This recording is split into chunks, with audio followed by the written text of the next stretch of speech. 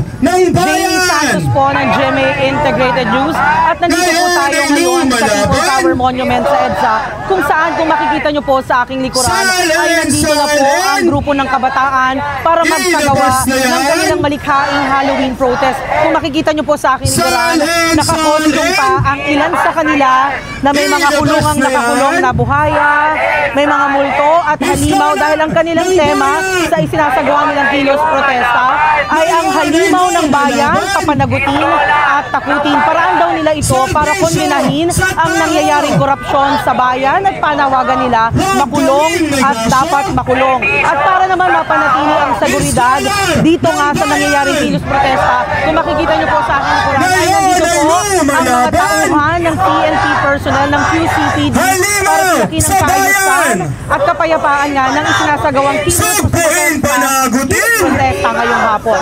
Muli ako po si Jamie Santos ng GMA Integrated News.